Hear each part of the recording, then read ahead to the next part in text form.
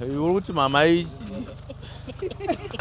nayi mama muri teacher him imimi sa teacher makanzwa pa lesson emam chi yamachi emam chidzidzisa yeah hey amine yami engangifundisa ipoint ephumileyo ukuthi the sanctuary is the summary of our redemption. Okay. Everything about our redemption is contained.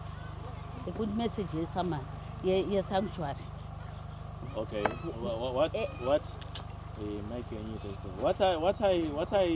What I know. Nenya ye lesson. What I know nenya ye lesson kana kuti kuparidza. Ngezo kuti ko chinhu chaunozopakurira vanhu chinofanira kunge chava nemeaning kwauri iwewe first.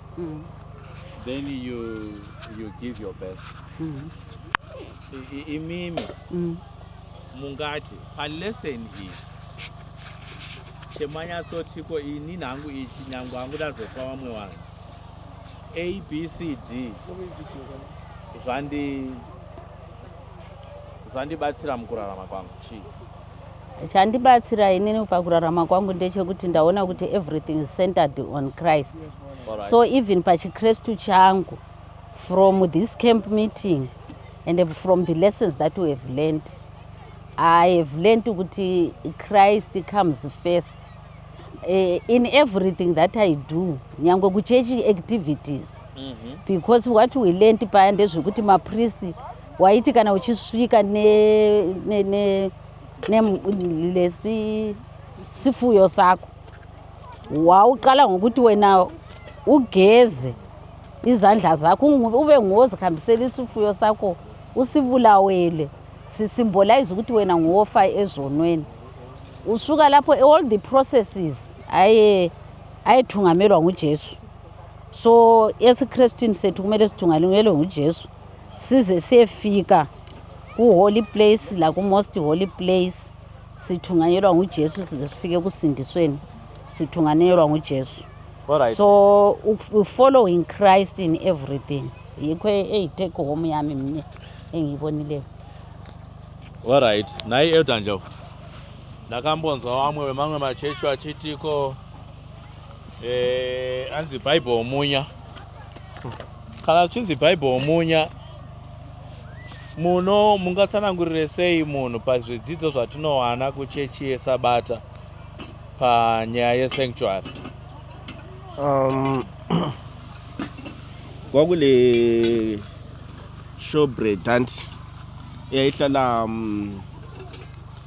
ku sanctuary yayimelela isinkwe esitsha every day. Kwakufanele ukuthi kufake isinkwe esitsha, kumelela ilizwi likaNkulunkulu ukuthi uhlala urenewa, liya ku renewa every day suku ngasuku. So umuntu othena iBhayibheli ngumunya angazi ukuthi utshoni ukuthi ujuswa ngapi, ngoba mina ngibelieve ukuthi iBhayibheli yililizwi likaNkulunkulu.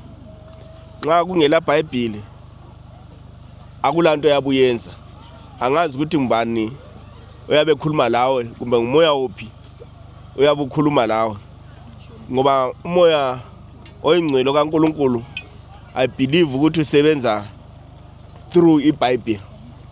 So laba babesithi iBhayibheli ngumunya angazi ukuthi babe kuthatha ngapi.